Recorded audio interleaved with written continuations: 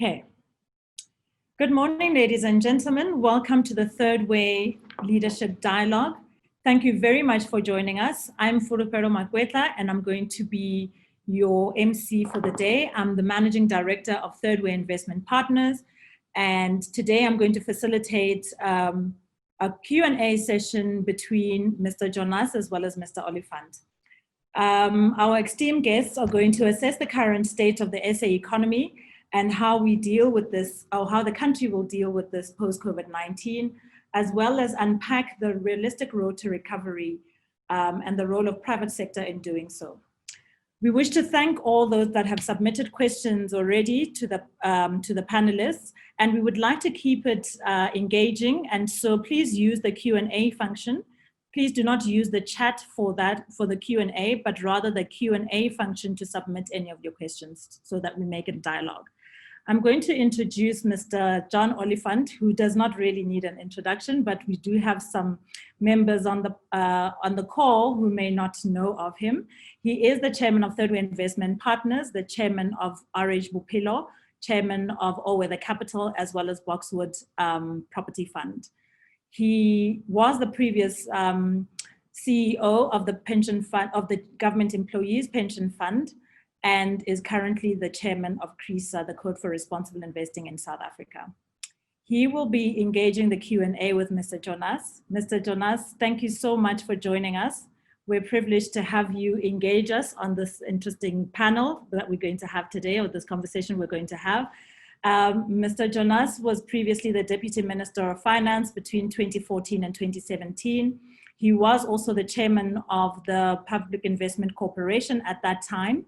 And he also is one of 4 investment envoys of the Presidential Investment Envoys appointed by President Cyril Ramaphosa to attract investment into South Africa. He also serves on the board of, or rather he's the chairman of the MTN Group in South Africa. Mr. Jonas hardly needs more of an introduction. With that, I'm going to hand over to Mr. Jonas as well as Mr. Oliphant to take us through the dialogue this morning. Thank you. Thank you very much, Fulu. Thank you, Fulu. Welcome, Mr. Jonas. As you often say, you prefer to be called Mcebisi. With all due respect, I will continue calling you Mr. Jonas for the purpose of today. I'm quite excited about this conversation. As you know that the global economy has been impacted significantly by the COVID-19 crisis. Often people compare COVID-19 to the global financial crisis. But in my view, if you look at the economic growth from 2008 to 2009, excluding South Africa, the US economy was able to recover all the jobs in that 10-year period, and it lost all those jobs within a period of 5 weeks as they started the lockdown. So if you have the largest economy in the world, like the US, battling its way out of COVID-19, we can only imagine what is the actual impact into the South African economy. I mean, as you have alluded in your book, and you have alluded even in your opinion pieces, South Africa's economy has been in structural decline, and COVID-19 has really impacted us significantly as a small open economy. And throughout our conversation, I would like to reflect on potentially how do we use this COVID-19 crisis to reset our economy and make sure that it sets itself on a sustainable growth path. In order for me to make sure that I don't disturb you, I would suggest that I'm going to give you as much time as you need to put forward your initial thoughts. And then based on your initial thoughts, we'll then have a conversation.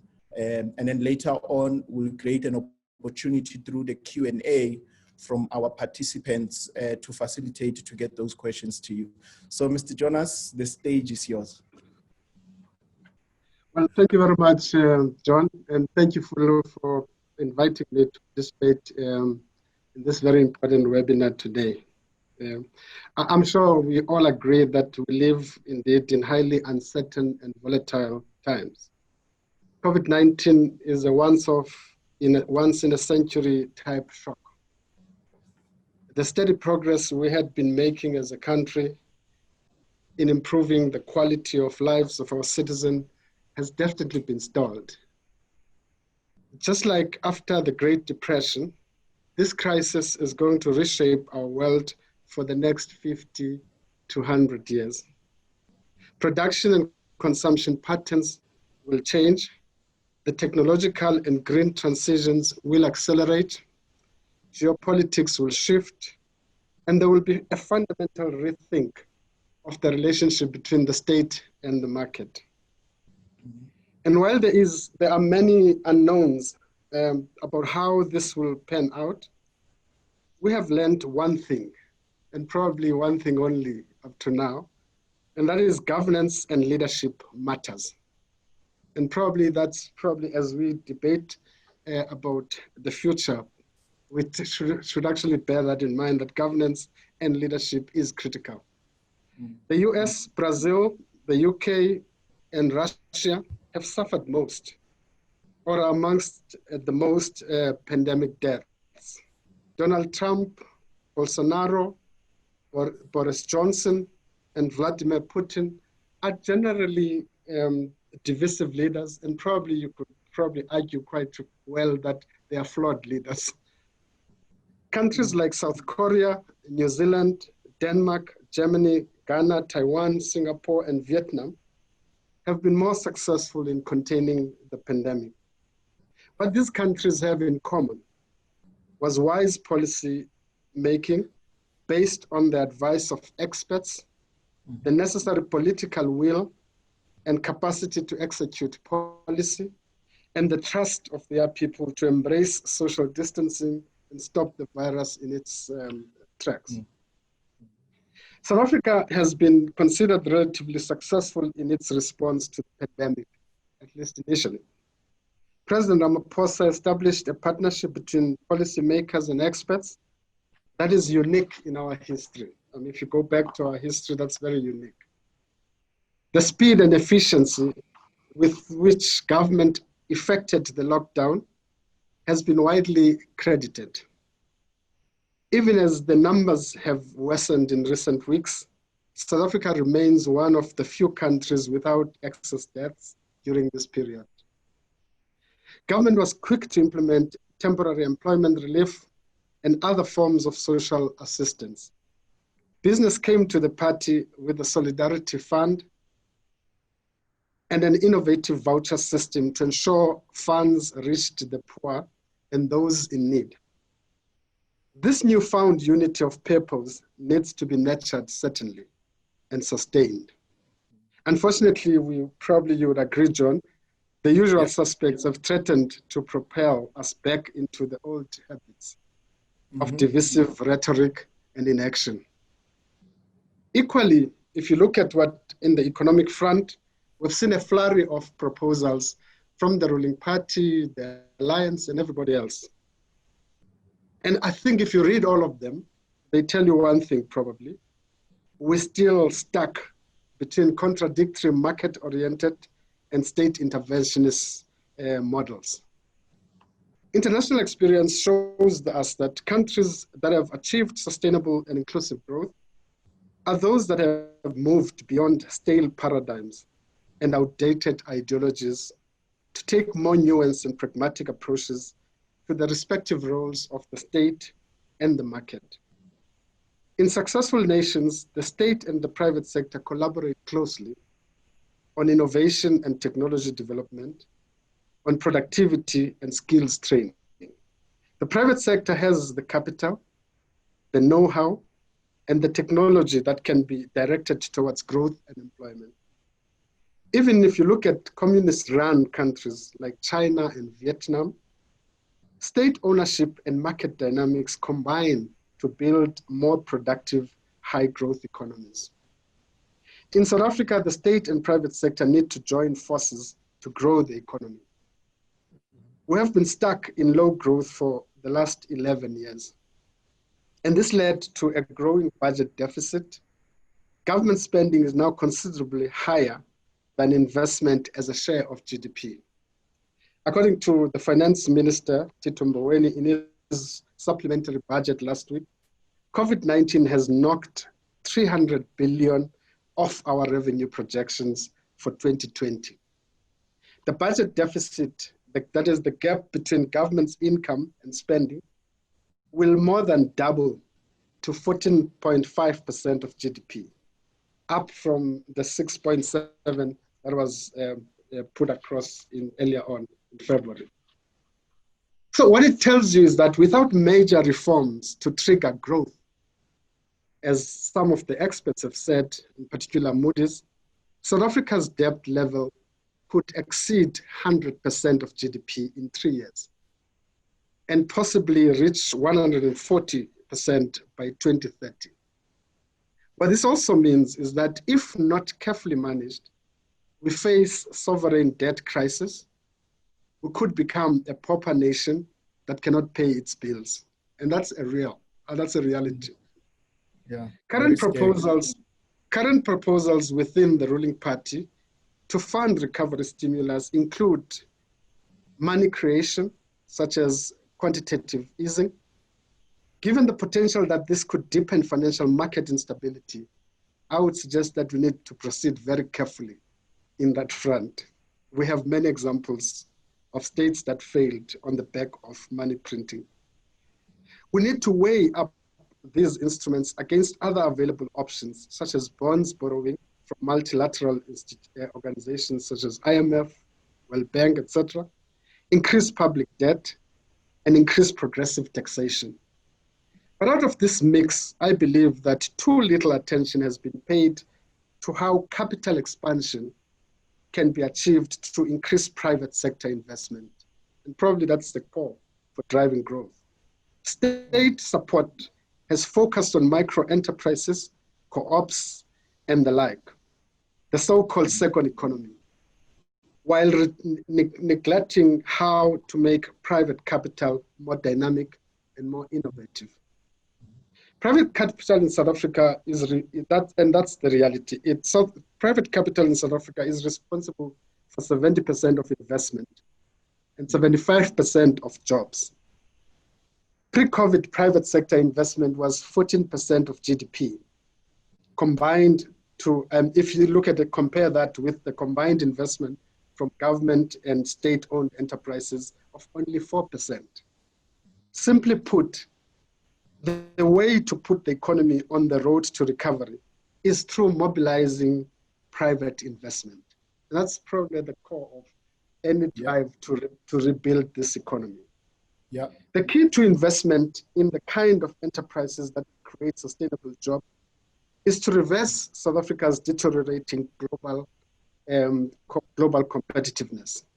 Our failure in this department contrasts sharply with successful African countries like Mauritius, even Kenya and Rwanda, which have seen rapid improvements in competitiveness, and we are going backward when it comes to competitiveness. At the heart of our lack of competitiveness are inefficient network industries, such as ports, rail, and ICT. And of course, our cumbersome regulatory environment. That is why our exports remain dependent on commodities, and why foreign investment into South Africa has slowed down markedly during the past decade. For too long, our economy has been held to ransom by inefficient state-owned companies. We need to develop innovative ways of rapidly developing modern and efficient network industries.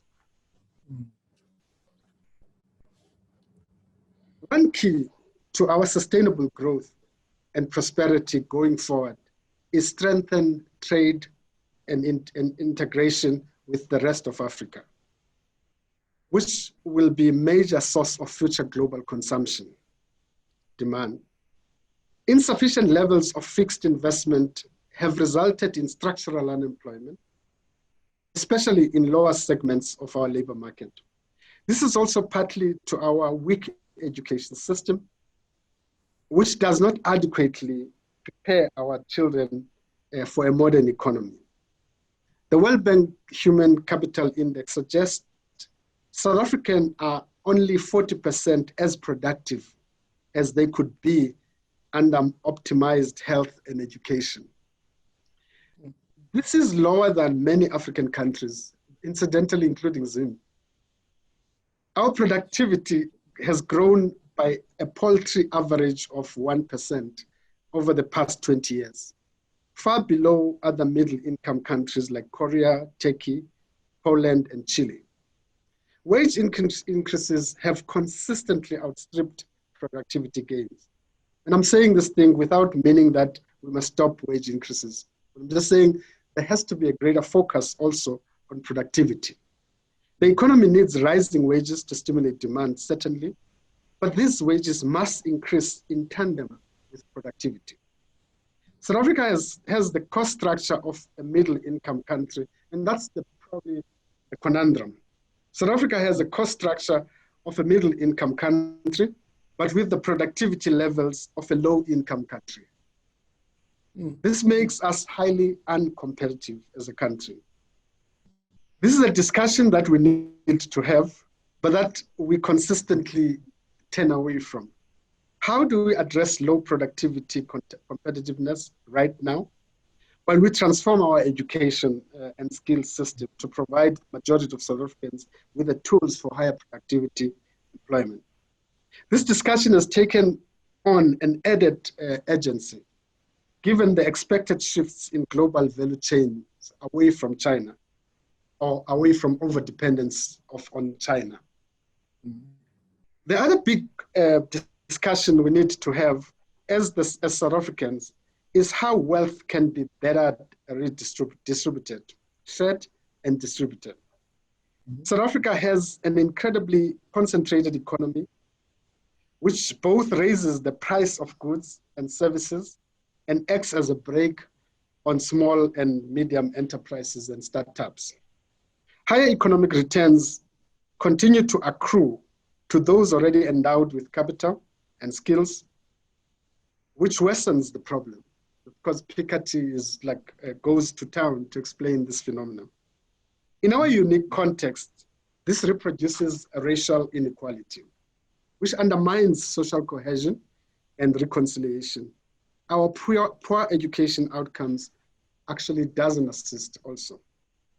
And the redistribution policy measures we have put in place have not been effective in reversing structural inequality.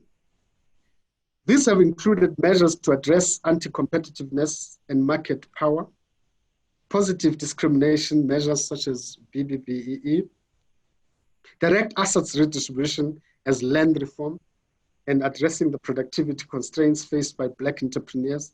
So where does the problem lie? And what could be the solution? Some time ago, the South African Communist Party opened up a critical debate a few years back about the dangers of patronage and rent-seeking associated with indigenization policy and the need to better align redistribution and production outcome. Now, the debate seems a little lost at the moment. I think it is positive that the economic debate is now framed by the concept of inclusive growth, rather probably than a confused concept like radical economic transformation. But there remains a strong tendency of economic populism in our policy discourse. This has been given more impetus by the year zero thinking that has accompanied COVID-19. It's almost we're starting from scratch. And the assumed license to do whatever it takes to effect recovery. This needs to be kept in check. If we have learned anything from the past 10 years, it is that our economy cannot be built on rent-seeking. It must be built on innovation and rising productivity.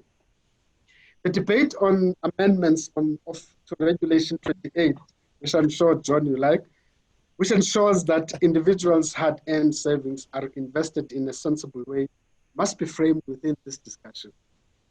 There's nothing inherently wrong with an infrastructure-led recovery, given that infrastructure is not dependent on global demand, and the multipliers and spin-offs are obvious. We did it in 2009 to mitigate the reduced demand of the Great Recession. The difference is that back then, we had a fiscal surplus.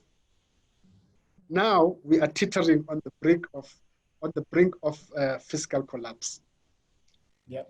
These fiscal constraints have led the ruling party to eye prescribed assets to mobilize domestic funds. Again, I must say upfront, there is nothing inherently wrong with using pensions and other institutional funds to pay for infrastructure. But my own understanding is that far more work needs to be done on the demand side. And this is probably something that we undermine. We have to do a lot of work on the demand side to prepare infrastructure projects so that they have the kinds of return on investment that would attract private and institutional investors. It also goes without saying that access to these funds will only work if accompanied by serious governance and regulatory reforms and a strengthened accountability to prevent further episodes of state capture. And that's something that everybody shies away from in the debate. We have seen noticeable improvement, obviously, in the security cluster that need to be sustained and followed through. But equally important is maintaining robust civil society, independent judiciary, critical media, vibrant opposition, and other constitutional checks and balances to ensure we do not regress into fresh looting on the back of massive infrastructure spending. Can I call it a version 2 state capture? In conclusion, we must resist using the pandemic as an escape and blaming it for all our troubles. We were headed for a disruption even before the COVID shock. What COVID-19 has done, it has exposed and exacerbated the weaknesses that were already in the system, bringing the crisis to a head as revenues dry up and the contradictions of the 94 political compromise that produced our democracy are exposed. The solution is much more complex than replacing lost demand with stimulus. I think this is the problem. I don't think that you can just replace lost demand through stimulus. And I think it's more complex than that. Stimulus is important, but I think the situation is more complex than that. The starting point is a minimum program of hard reforms to address the competitiveness and productivity challenges that inhibit private investment. These include taking difficult decisions about state-owned companies. This reform must be accompanied by extraordinary measures to address joblessness, together with new state capabilities for economic restructuring.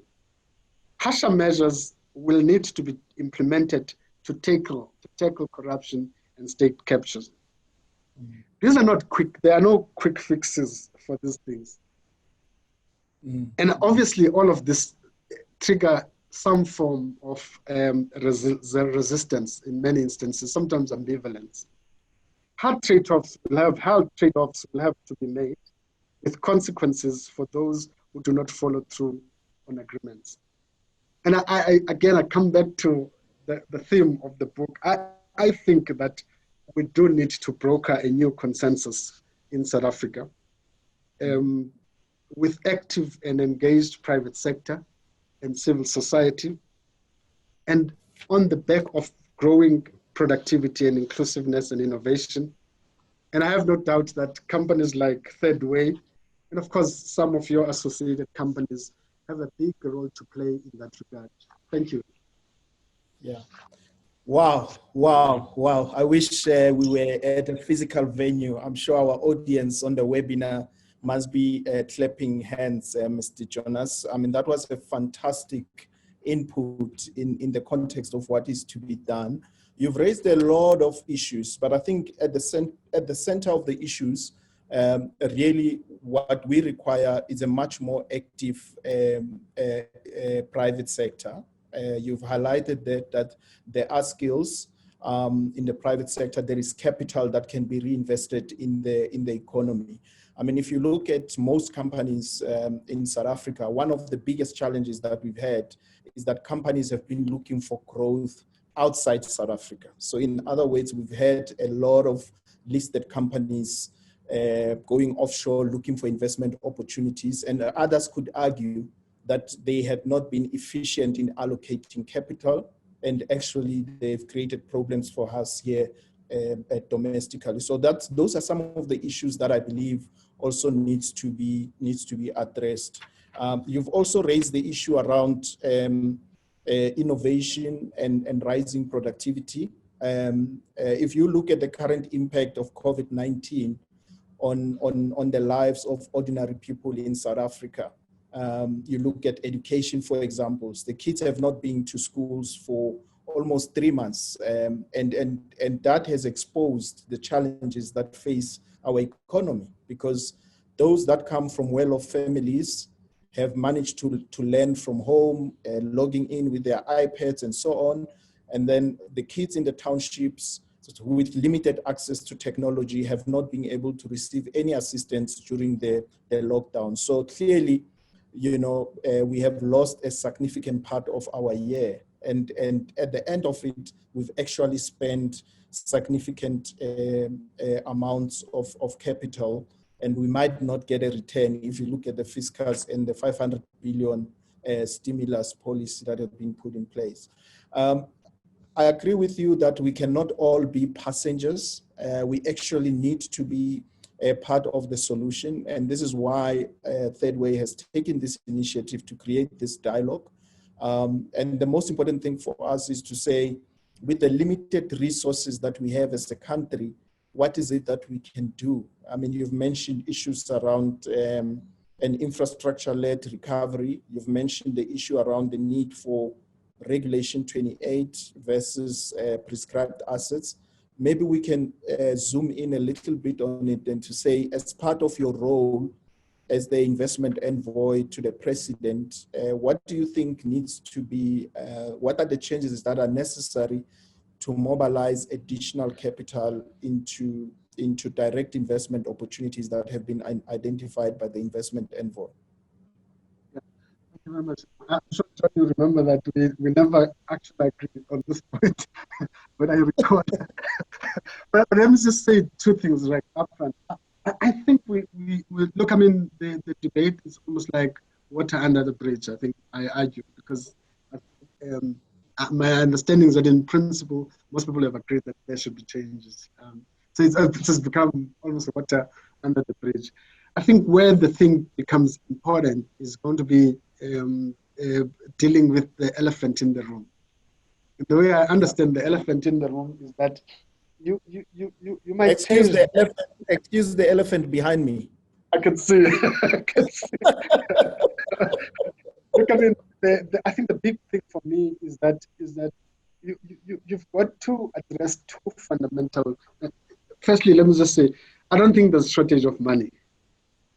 Mm-hmm. We can there's no shortage of money. So if the change is based on the fact that people assume that there's shortage of money, I think it's misguided. I don't think there is shortage of money. I think where the problem is, which is where I say the elephant in the room, it is one that says that if your pipeline is weak, you are unlikely to attract investment. So if you don't have the capacity to package projects and push them up to the bankable stage and investable stage, you're not going to get private investment coming into the space. So I think that's what I'm talking about. The demand side is weak. You're not going to get this thing moving. The second problem that you're going to have is that you have to deal with is a regulatory conundrum and policy conundrum. And again, with all due respect, I mean, I don't want to use examples when I talk about this thing.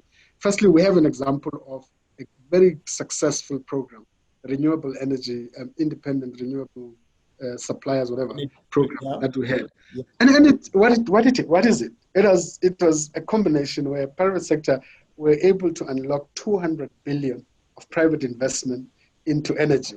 And it happened because the policy and regulatory framework was right. But not only that, it was certain. It was very clear, simple, and straightforward. And it worked. I mean, even when other people tried to sabotage it, it sustained itself to where it is. So imagine if you use the same model for municipal sewage infrastructure, for instance. Yeah. This is a reality that in many municipalities can't even like fix their sewages. I mean, and even the big ones, by the way, not only small ones. So imagine if you have an arrangement like that, and you build a model like that for municipalities. And again, you can use all sorts of investment, whether it's private investment into that, pension money into that, because it's secure, it's certain if you have the right policy framework. So my point is, without, again, two things. One is strengthen your demand side. In other words, do the work that needs to be done to build a very solid pipeline. Secondly, understand that your regulatory environment should be like strong enough. I mean, and be able to defend that investment so that it makes returns. So in the absence of that, I think you're going to sit with the same problem that you have changed the regulation, but you still have a problem that people are saying, look, I mean, it's reckless to do it. Yeah, no, I fully agree with you. Just as a note, I mean, the president, I think the Sustainable Infrastructure Development Symposium that was held by the president and the team last week, I believe that maybe predominantly will start to address the very same issues that you have raised. So based on that, they've launched, I think it was in 5 sectors, be it one was human settlement, I think transport, water and sanitation, agriculture and agro-processing, energy and digital. So those were the projects that were launched as part of the Sustainable Infrastructure Development Program.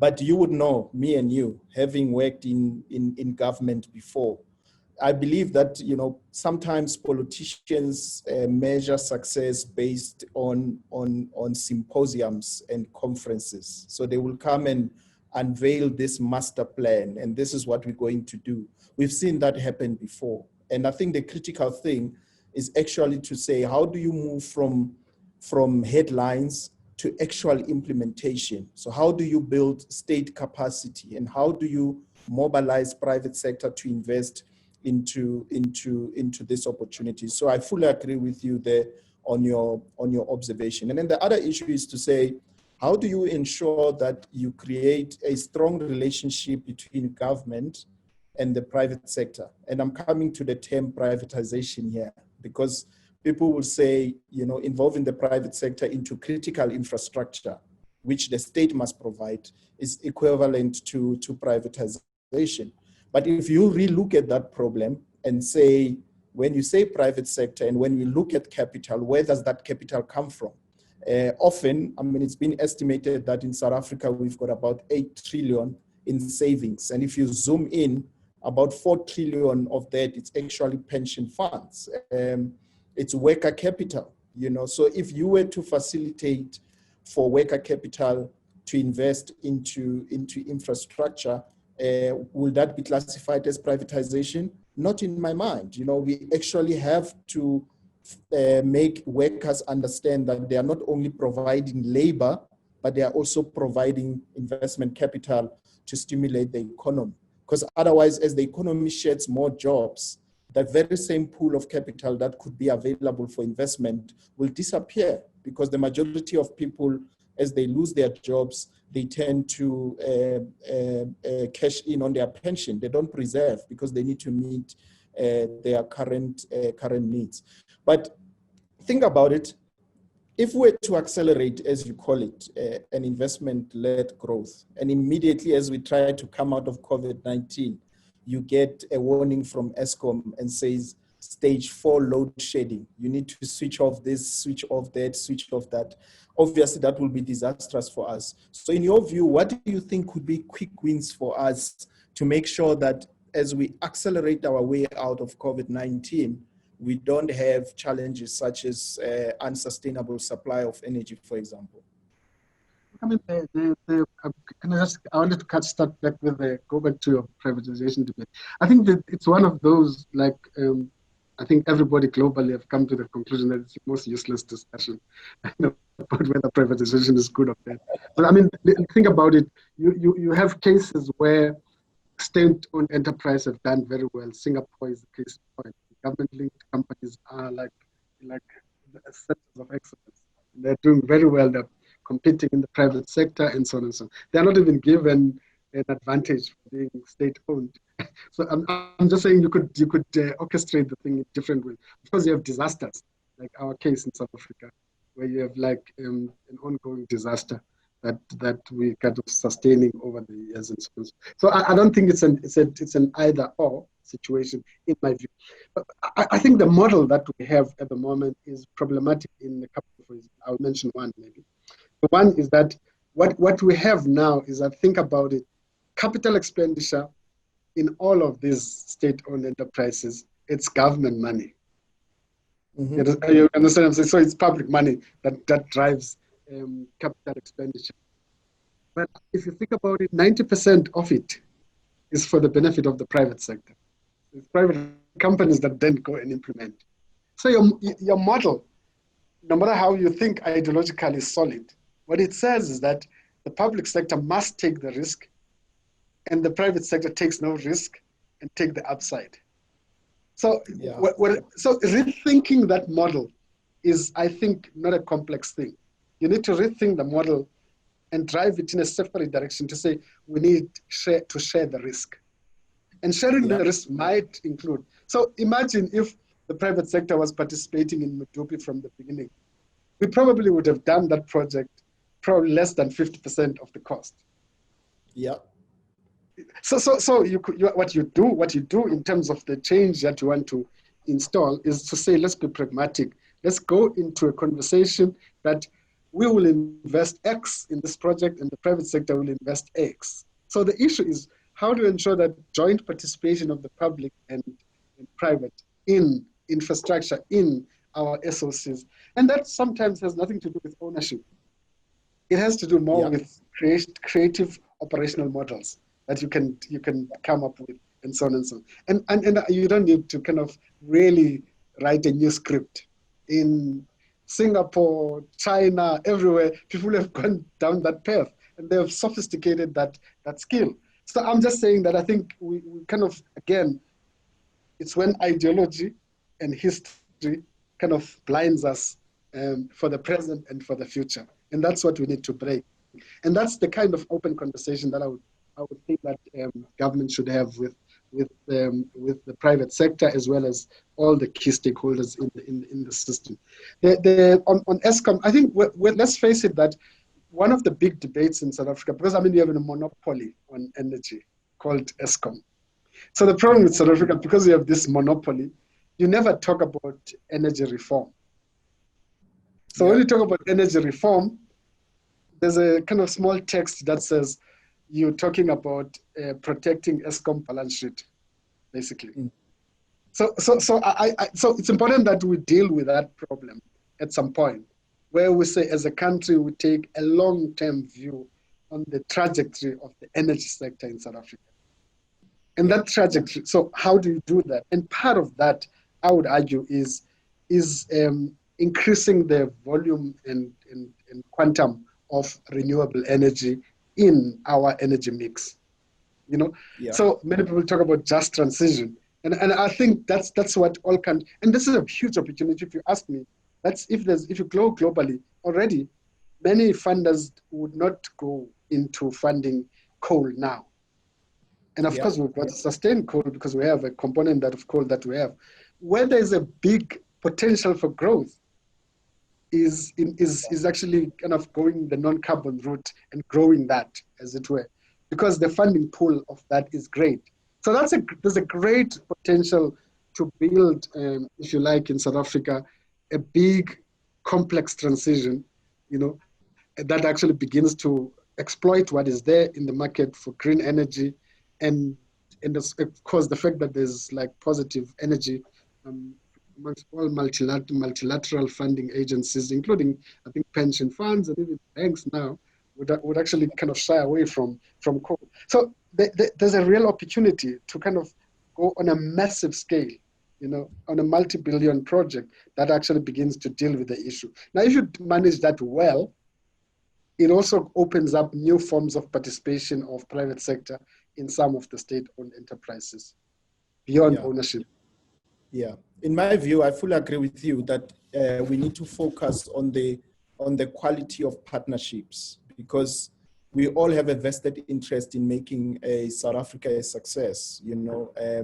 So instead of focusing too much on whether it's privatization or it's state-led, we should be zooming in on saying that what should be the quality of leadership. So if you look at the current model that has been implemented by the state, is that you've got Eskom, Transnet, a whole lot of land bank, a whole lot of state-owned enterprises, where if they needed capital, they would either go and raise money from the market by issuing bonds, but obviously getting a state guarantee for those bonds.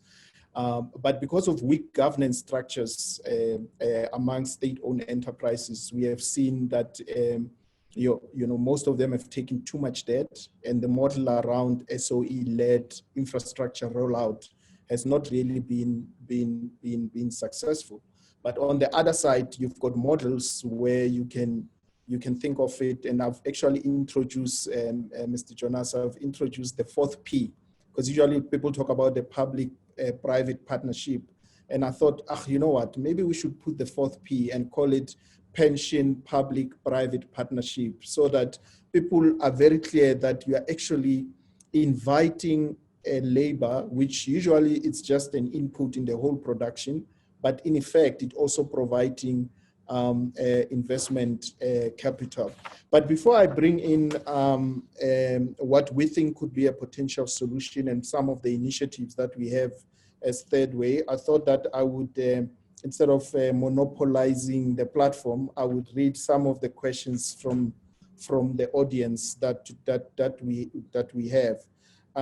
There is one question from Siyabulela Valashia.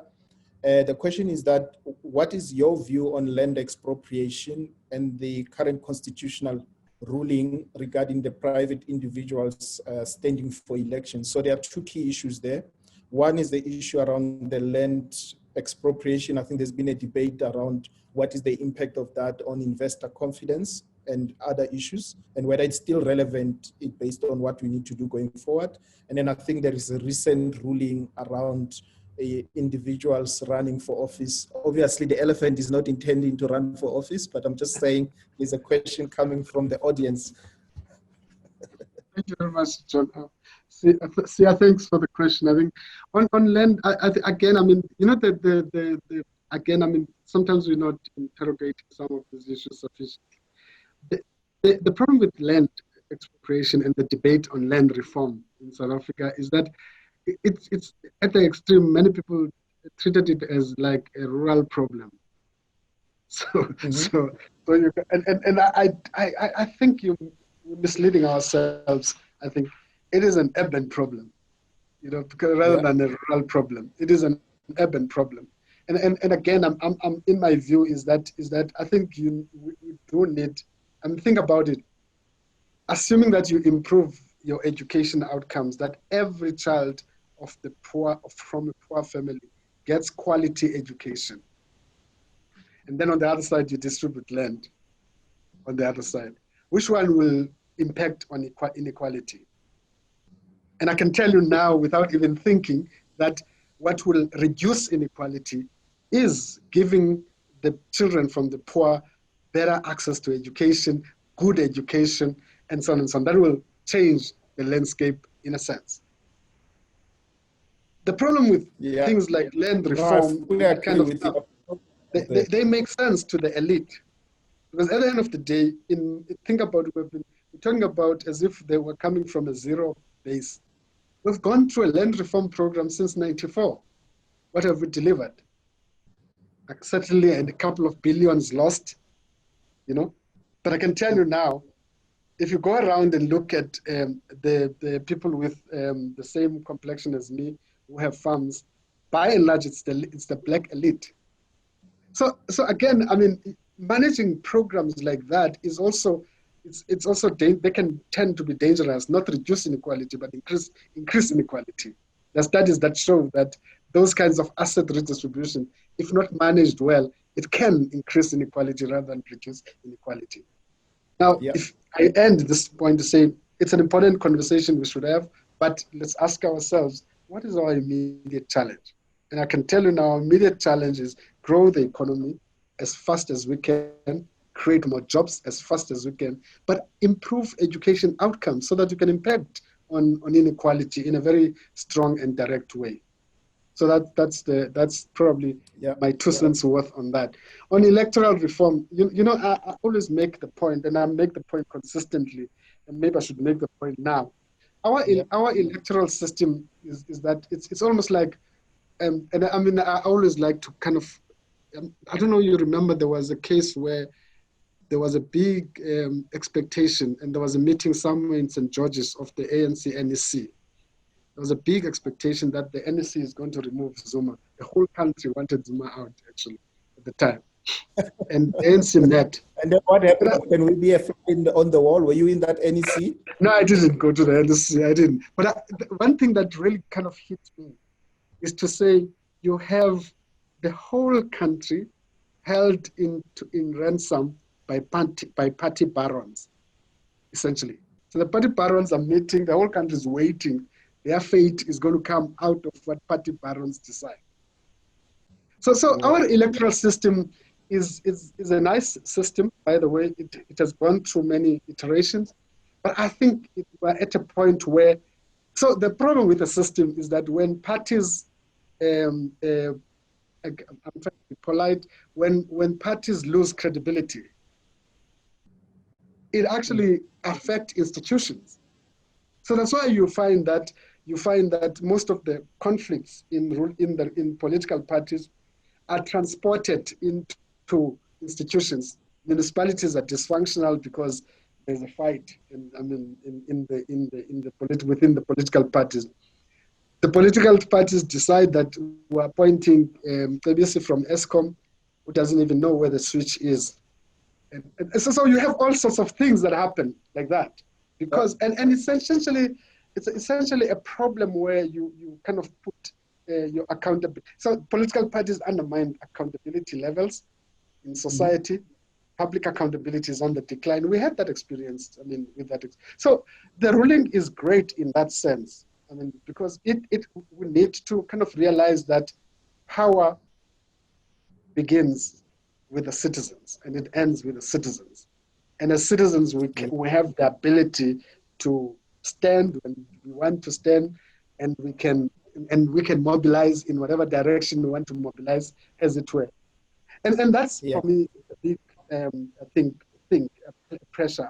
I swear, whenever you go to all local areas, that list process of political parties sometimes produce products that make sense to internal party dynamics, but that don't make sense to our communities.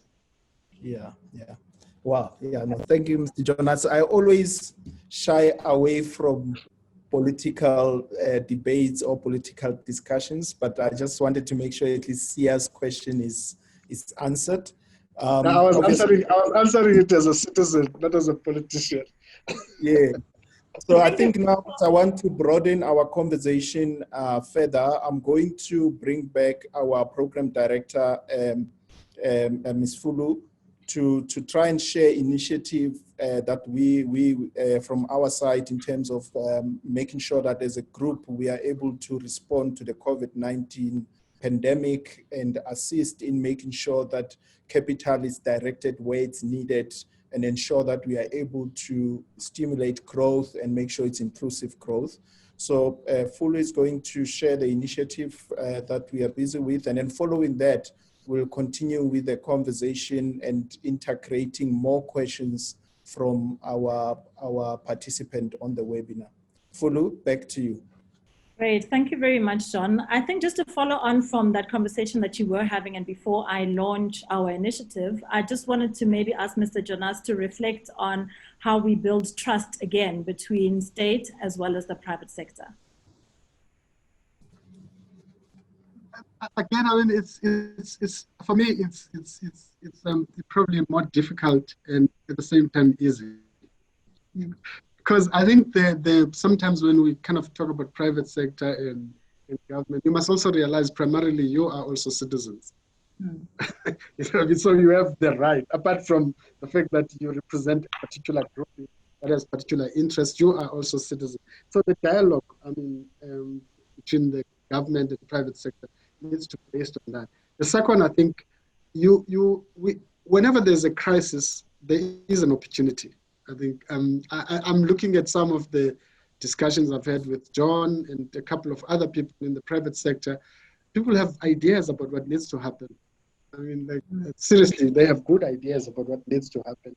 And I think that increasingly I see a lot of collaboration between government and business. I think the Solidarity Fund is one example, but there are others. I mean, there are huge examples of where private sector is moving out. People are talking about impact investment, and so because people are like seeing this as a critical thing. So it's not just talking; it's action, so to speak.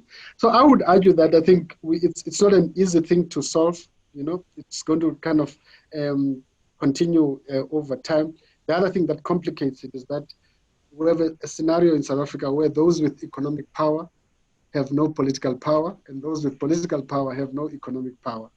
And sometimes people want both, and that complicates our situation. But sometimes it helps, because I was in another country a couple of months ago, just before COVID, and I was in this country, and I was actually baffled by how many private jets were on the runway. And that must be Lagos. No, I don't know that country. I mean, but I was actually I was puzzled. I mean, because like it actually says that, like, and in South Africa it's a completely different story. If you think about it, if you go to Lanseria, I'm sure if you have a kind of there's probably no plane, no private jet owned by anybody in the ruling party, at least that I know of.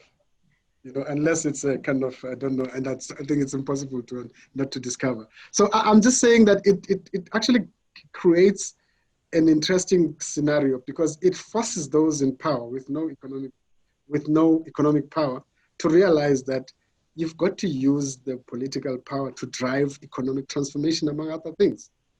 You can't shy away from that. So they've got to understand that we need to see more faces like John and Fulu in the forefront of business.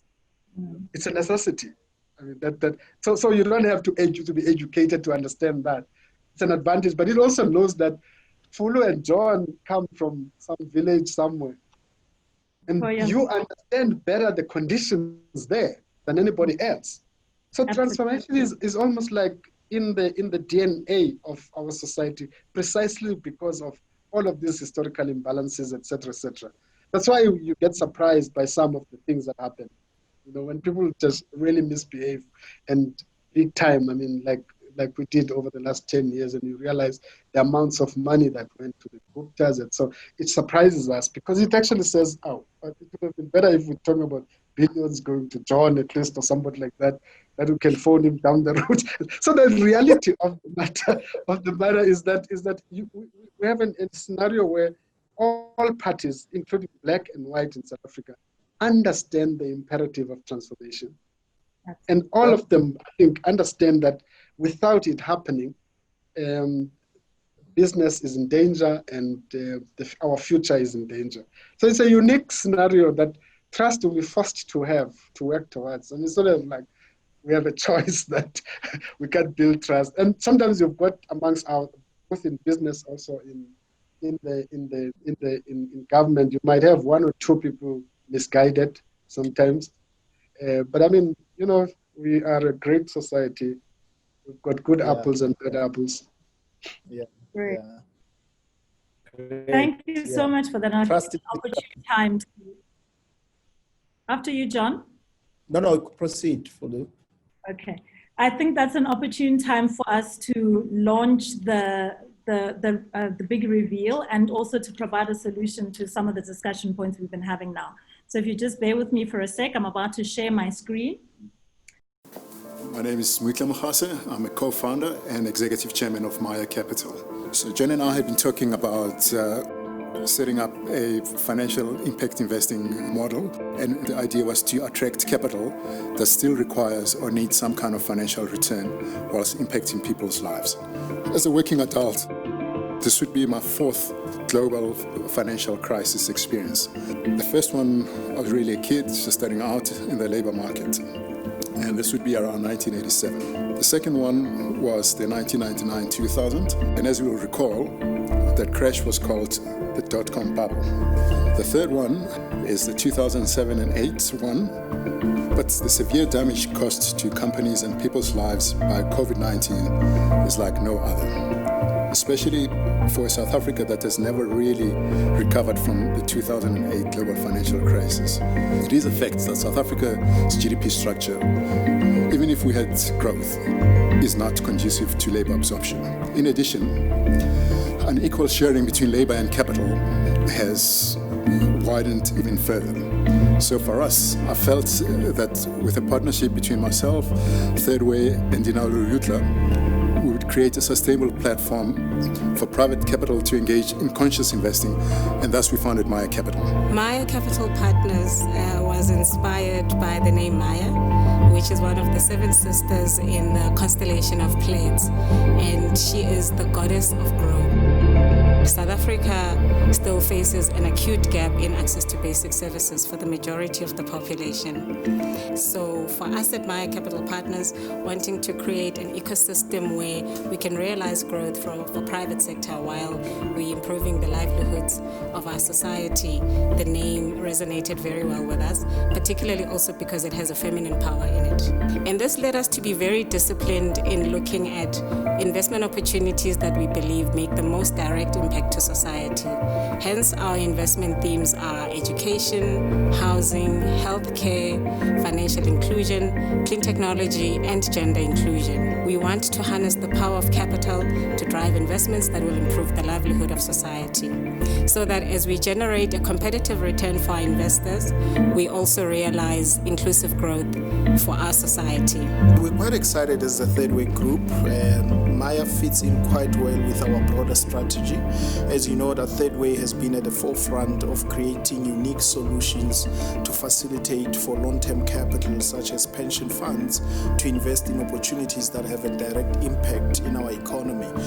Given the current challenges that we are facing in our economy as a result of the pandemic, COVID-19, we believe that a combination of our skills will create a unique proposition that will really excite the market, and we're looking forward to working jointly with them in bringing this solution to market.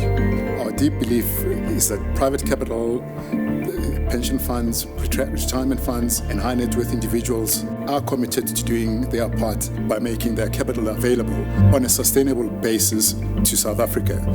We have a very bold ambition that we want our impact to reach the majority of South Africans. And in order for us to realize that, it's going to require that we work very closely with our clients, our partners, and other stakeholders so that we create this ecosystem that catalyzes inclusive growth for South Africa.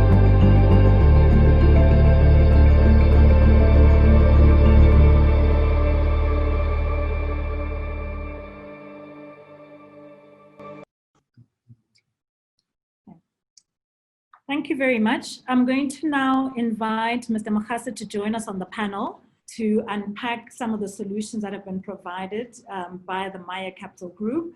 And whilst we are doing that, John, maybe I'd ask you to just reflect a little bit on the Third Way partnership with Maya and providing the solution during COVID-19. I might need to unmute you for that. Yeah, no, thank you. And you also need to unmute Mr. Jonas so that we don't forget as we start the panel. Look, I mean, as Third Way, we're quite excited about this initiative. I mean, as you know, that inclusive growth will become a very important driving force of capital going forward. We felt that given the pandemic, which has really put forward the or at least put to our front the real challenges that our economy face, both in healthcare, education, in saving companies that require capital to be able to stay afloat, protecting jobs going forward. We felt that there was a need for a solution of this nature. So the fund is more of a debt fund that will focus in those sectors that would protect as well as help us create inclusive growth. We partnered with Mutle and Dinao because we felt that they've got the most experience on the ground in terms of having been involved in various initiatives and so on. So effectively, it is our response, and we'll be putting 3 billion behind this initiative to make sure that we access great opportunities. Great. Thank you very much, John. Welcome, Mutle. We'd like to bring you into the conversation. Mutle, would you just express your thoughts around how Maya Capital will bring something different to market in solving for the COVID-19 response? Thanks, Fuller. I think quite a few funds have been launched in the last few weeks to deal with the COVID issue. But I think part of the unique offering for us from Maya is the creation of an ecosystem, because we realize that to be effective, we have to work within a system. So relationships with DFIs and with government are extremely important for us. The second issue is the inclusive growth issue, is that often during times like these, we can get quite experienced in trying to say we need jobs and we need jobs quickly, and it doesn't really matter how we achieve that. But these decisions that we make today will live with us for the next 15 or 20 years. And I think some of the structural economic issues are the balance between really the Gini coefficient that we're sitting with now is making those decisions based on experience. So from a Maya Capital point of view, it's really, really important for us to make sure that this is a shared growth. As we mentioned in the video, the way GDP growth in this country has evolved is just realized industry has not developed as much as has. We've de-industrialized, and therefore we've lost quite a few jobs. So whatever we do from a Maya Capital point of view is to ensure that we have shared growth. Yeah. Great. Thank you, Mutle. John, do you have other questions that you'd like to pose and to include Mr. Jonas back into the conversation? I do have some from the panel, or rather the audience. Two are quite related, so I'll ask you to just incorporate those briefly, because I'm looking at the time. One, you mentioned the borrowing from multilateral organizations, but the question is, do you believe that this can stabilize debt in 2023 after incurring huge debt? And so what is your view of borrowing from multilateral organizations? The other, slightly different but related, what is your view on quantitative easing? Yeah. Okay. Now, thank you, Fulu. Just to link back to also comments made by Mutle, I thought it was important to quote what Mr. Mcebisi Jonas wrote in one of the articles. This was an article that was published recently by the Daily Maverick, and in the paragraph where you said rethinking poverty, you said that the turbocharged growth of the last quarter century did two seemingly paradoxical things. It increased inequality and for much of the world, and decreased poverty. And now the pandemic could do exactly the opposite. Increase poverty. We know that we've actually have permanent loss of jobs, and decrease inequality. So I guess, as Mutle indicated in his opening remarks, we really need to be very clear about the type of growth. I think in your speech, you indicated that we need an investment-led growth. But I believe that even in that investment-led growth, we actually need to make sure that we don't leave the majority of our people behind, and it actually becomes an inclusive growth going forward. I just start off by congratulating Maya Capital Partners and Third Way for the partnership. I think just listening to Mutla and listening to Dino yesterday and Fulu and yourself, I thought this is like really a great innovation.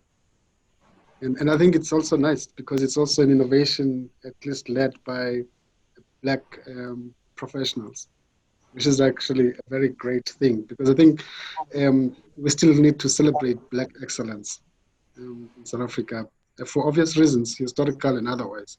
And I really, really sincerely, from the bottom of my heart, congratulate you for this successful launch of the fund. I guess from where we work, I mean, whenever you need support from us, I will give whatever support required on this matter. Now, coming back to the questions, I mean, let's face it. I mean, the problem is that the problem about the debate. I mean, I'll just say an anecdote. I mean, I was in Parliament one time, and the parliamentarians were like going on a rave, about us funding SOCs. And unfortunately, it was one of those situations where the minister was not there. So I was fielding all these questions in the parliamentary thing. So I made a statement, and almost without really thinking, I said to the panel, you can have this debate because you have luxury. But South Africa is a very interesting country in a sense because think about it, you still have vibrant, dynamic private sector. So whether you like it or not, we might mess up with the revenue. You still have a revenue runway, basically, in a sense, no matter how limited it is, because your private sector is vibrant. And so the fact that you're spending far more than what you have, it's a problem. But it doesn't take away the fact that you have a kind of financial or fiscal runway that many countries don't have. The problem is that that's not for life. That can disappear very quickly. And so when we talk about the reforms, we must know that we will do them anyway at some point. And the question is whether you want to do them out of your own volition and thinking and planning and so on, or you want somebody else to come and do them for you, because that will happen at some point if you don't change the track. And that's probably what I think our leaders need to understand, that it's not a matter of choice. I mean, if you start, I mean, think about it in your household. If you start spending like mad, and you don't look at the income that's coming in, there's a point where you'll be sitting on the road, and somebody will take you out of that house. Somebody will take you out of where your comfort zone. It's not going to be you walking out of your house voluntarily. So it's the same scenario that I think we should drum in. Sometimes it becomes complicated, as if we have many choices. Our choices are not that great. I mean, are not that great. We've got to sustain the fiscal runway that we have. We've got to protect it. We've got to expand it.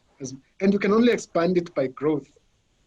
You can only protect it through growth, as it were. So borrowing, it's going to be a big part of our fiscal architecture. I mean, for the time inconceivable. Now, the question is going to be, where do you borrow?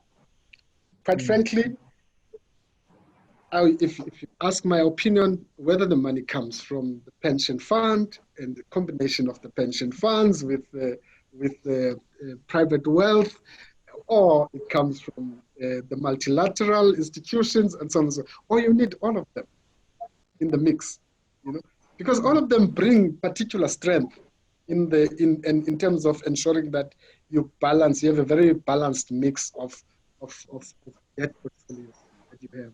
So I think this debate about South Africa, whether you go to IMF or not, and so on, is quite frankly, if you ask my opinion, a childish debate.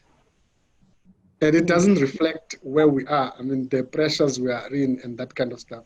And whether we like it or not, at some point, this fiscal discipline will be imposed on us. I mean, at some point. I mean, we can like dance now. It's like in your household, if you kind of continue to run a party every weekend and you buy what is it, a Porsche and another car. There's a point where that runway ends. And when it ends, your control of your life ends. So that's all I'm saying. I'm saying, think about it, apply it to your household and the same model that you deal with this. So the debate, quite frankly, if you ask me, it's the quantitative easing discussion. I'm saying that, I mean, in many jurisdictions get into that space of quantitative easing, but it's always thought through. There's a context around it, and also people normally they do it because they know that they're using it to stimulate demand, protect the financial markets, dynamize the financial markets, etc., etc. And then that it's very rare where you have quantitative easing being used to strengthen fiscus because you want to redistribute. And that's our unique situation, because when you talk about quantitative easing, between you and me, I mean, people must not fool us. I mean, they're not talking about quantitative easing because you want to strengthen the financial markets. That's not the issue. The issue is that people are talking about quantitative easing because they want to strengthen fiscus so that they can redistribute. So effectively, you're using it, the tool, and there's no stimulation of demand, and there's no potential return in any case. So I'm saying you need, if I was to speak Xhosa, you need to hamba kahle when you get into that space.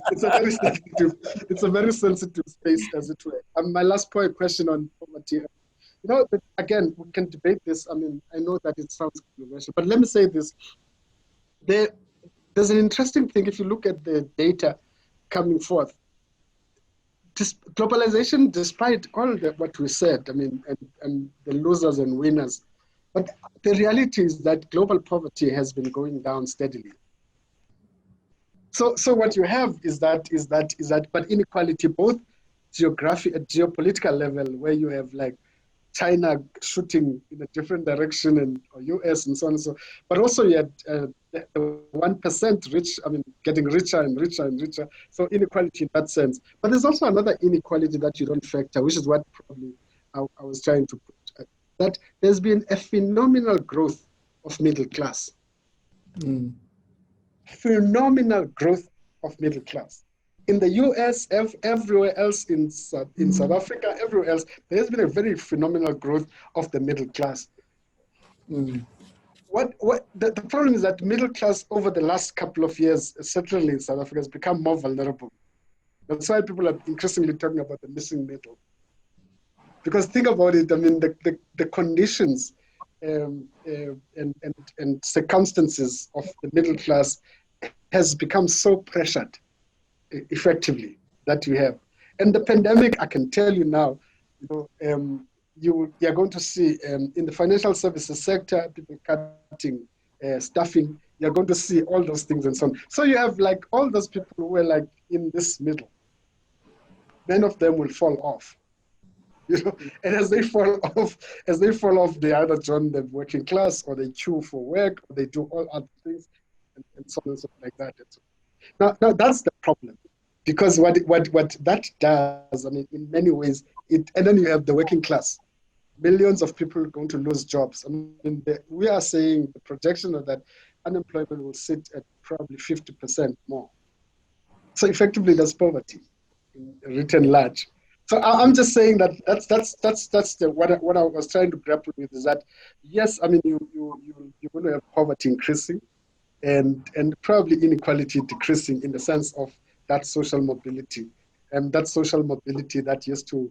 I mean, think about it in South Africa over the last couple of years. If there's any kind of source of inequality is within the Black community.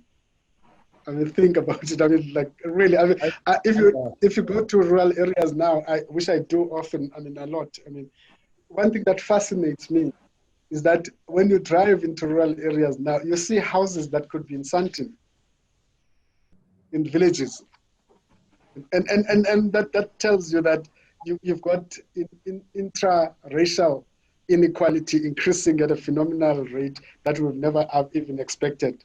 Of course, don't ignore the fact that when you go and ask who owns the house, it will be a councillor. That's a different matter. Yeah. Different. You remind me of Unit D in Toyando. In Tohoyando. Yeah, that's my hope. Yes, I think the issue of inclusive growth is critical.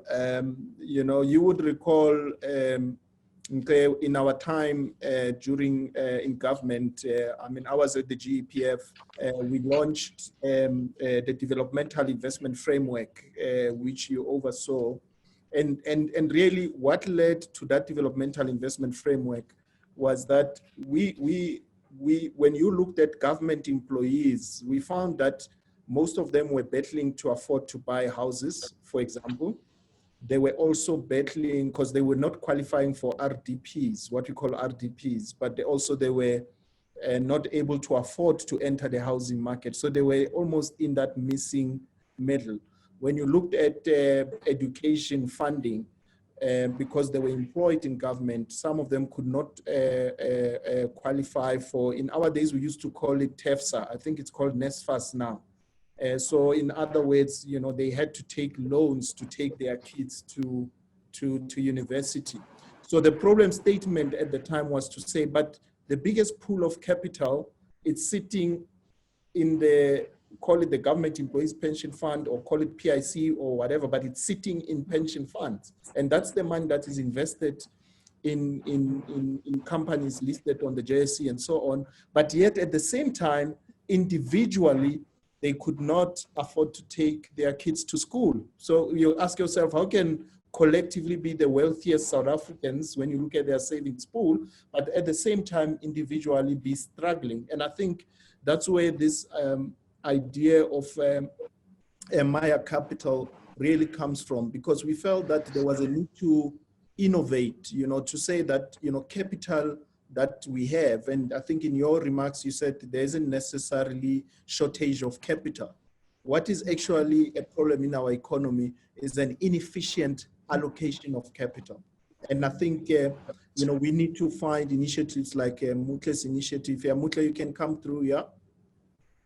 Yeah, John, because I think part of the problem is that a false dichotomy has been created about the mutual exclusivity of returns and social investment and impact investing. And that's really the point to Maya Capital, that the two are not mutually exclusive.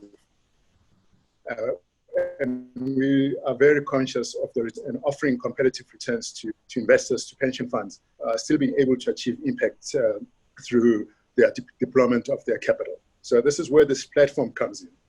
And I think that's really been the debate, this false dichotomy. Yeah, fully agree. Fulu, interesting questions from the audience on your side. Sorry, please. Yeah, there's many questions, and I don't think we'll get through all of them, but there's an interesting question here that says the National Productivity Institute has played a role in improving productivity in various sectors of the economy to create jobs and improve quality of lives of South Africans. Productivity of our people went on the decline when the job market started marginalizing them in favor of foreigners. How do we get it back? Yeah, okay, thanks. Look, I'm in my view, I think we can get into this debate a lot. Because I think where the issue about foreigners and what have you matters, it's in the lower quintile of the uneducated and undereducated, etc. But I guess the discussion on unemployment is in South Africa has been too oversimplified. I think we need to, we need to ask ourselves, what is the nature of our unemployment? And for me, I think the nature of South Africans' unemployment is that it's structural in parts. There's a huge structural thing. But I think also there is, something that relates to almost a Keynesian kind of unemployment framework philosophy. That is that you have an economy that is fast developing, and in a sense, your labor is trailing behind in skills to where the economy is going, as it were. as a result, you have a lot of unemployable people, in a sense. That is a function of education and all of that links to those things and so on. So, and that's a big chunk of your unemployment, by the way. It's a huge chunk of the unemployment, the way I see is that. Now, how do we resolve it? I don't think it's the resolution of saying kick out foreigners from certain jobs is necessarily a sustainable model. Precisely because we are already talking about strengthening continental integration. We're already encouraging our own companies to move into the continent at this pace. So what we do need to open up our economy for professionals also from the continent to come in. As we open the economies in Africa, open up for our own professionals to go into these spaces, etc. And I would argue that I think we do need to find solutions to the unemployment problem for the unskilled and the semi-skilled, the trained and the untrainable, which is where your problem sits effectively. We need to find solutions to that. Now, how do we find that solution? Part of it lies in looking at our labor market policy. I think. I mean, part of it lies there. Part of it lies in looking at our training system, our skilling and training system. Part of it looks at the sectors. I mean, because I think we had a history in South Africa where there were certain sectors that almost were the core of the South African economy. I mean, agriculture, you could do far more than we are doing in agriculture. I don't know, are we now 3%, whatever, contribution, as it were? And I mean, for a country like ours, I mean, we should actually be like a big, that could be a big area. And that, I mean, by its nature, it can absorb most of your underskilled and unskilled. Food processing, which flows from that, as it were. So we have endowment industries, effectively. So industries that they are there, and we just need to grow them. The same with mining. And if we really have create an ecosystem that better protects them and better grows them, and we do a bit of investment to incentivize employment, to incentivize expansion, etc., you would have better outcomes than we have. I think that the public policy in those two sectors. I mean, you think about it. I mean, take mining for instance. I mean, as a case in point, I still have a question about the charter. I don't know. Maybe Motle and John, you know where it is, but you don't know whether it's in existence or it's being negotiated, and so on and so. And for 7 years, South Africa was debating on the charter, and that's what you call, I mean, an endowment industry for the country, quite frankly. So whereas you could give the investors a runway of 20, 30 years that ensures that you put targets for investment, etc., and grow it at a faster pace than we have done. In agriculture, it's the same thing. I mean, you do need to get into a big deal for the country to take agriculture from where it is, double its contribution to GDP, double its contribution to employment, etc., etc., etc. And you can also link these things with training and education and all of those things, because agriculture is increasingly also becoming more scientific than it has been. So I think, I mean, we and I guess I'm saying too many things, Fulu, but in simple terms, I think let's avoid short-term solutions. Sure. To go out and kick out this thing, it's a short-term solution. Yeah. It doesn't help you in the long term. Yeah, absolutely. There was a question on the other side. We spoke to rethinking the connection between South Africa and the rest of the continent, and those are the solutions that we need to put forward. But I'm conscious of time, and I don't know if you want to have a round of closing thoughts before I invite Mr. Naula to do a vote of thanks. So I'm going to do that, and if you could just maybe give us your concluding thoughts in the meantime. I guess maybe before you put in your concluding thoughts, I still have one more question from one of the well-respected economists, Tabi Lioka, and I thought it's a relevant question that you could use in your closing remarks. She asks, when exactly is after dawn? Because we seem to go from one crisis to another. So I thought that could phrase your closing remarks. I think I guess the use of the word after dawn, the term after dawn, was actually to say that we actually have, in many ways, a false dawn. If you read the whole book, I mean, it actually kind of, you should read it like quite in depth. What the point we're making is that we're still pretty much in a crisis. We have a huge opportunity that we can move beyond where we are, but I think we still have a huge crisis, I mean, that we have. And my view is that we've covered a lot of ground now. We've seen a lot of stability, we've had a lot of credibility in government, but I think change and growth does not necessarily mean wearing suits. It also means like folding our shirts and getting into the trenches and changing things.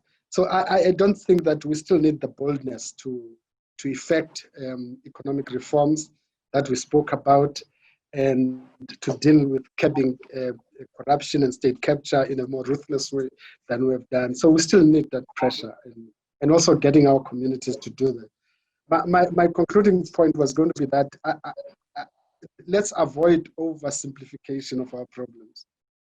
And these things are complex. Yeah. And I think I think the ruling party, the leadership of the country, and all political parties, I think let's dissuade ourselves from assuming that the solutions are easy. Solutions are complex. I mean, I can sit here, I don't have answers, and probably many people don't have answers, but answers are in conversations like this, etc. But also, I think reflection and use of professionals, and to reflect deeper on the challenges that we face. There are no easy solutions. Thanks. Great.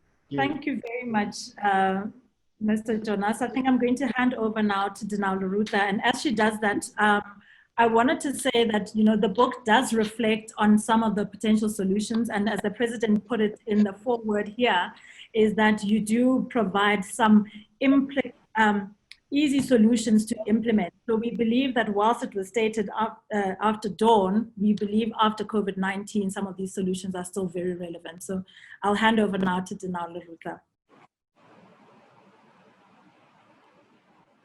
Thank you, Fulu. To our guest speaker, Mr. Jonas, a warm appreciation for taking your time to share your reflections with us. We've enjoyed reading your book and your opinion pieces, but it was that much more exciting to hear you in person. And I think we'd love to hear more, but unfortunately, we have to be sensitive to time. We really appreciate your time. We also appreciate you signing the 50 copies of books after dawn. That we will be providing to some of our guests who we will select randomly from the list of guests who have attended today, for them to really also get the insights. I do believe, as Fulu said, you know, not only do you state the problems, but also the solutions. One of the staggering ones for me was where you highlighted that 3% of the top South African schools produce 97% of the maths and science distinctions in South Africa. But not only do you give those kind of provoking thoughts, you also offer solutions. So I do think that our guests who will be lucky to receive those copies will enjoy reading your insights and the solutions that you offer in there. So thank you once more. To all our guests, thank you very much for honoring us with your presence. I believe from Mr. Oliphant that we had about 1 trillion rand size of capital pool represented on this webinar today. And for us, that's really a reflection of the commitment of private capital to be part of the solution that South Africa is seeking. We will also be mailing you the abridged profile of Maya Capital Partners. We have our landing page active where you can also download it. And we look forward to meeting with you so that we can progress these conversations about how we actually bring inclusive growth to implementation. So ladies and gentlemen, this concludes the leadership dialogue by Third Way Investment Partners, and we thank all of you. Have a good afternoon. Thank you. Thank you, Dinao. And the book doesn't, the cost for the Oh, sorry. distribution. I forget the book preparation. Yes. The books were sourced below 200 a copy from an online store for purposes of declaring the gifts for those that need to do so. Thank you. Thank you. Thank you very much. Thank you. Thank you.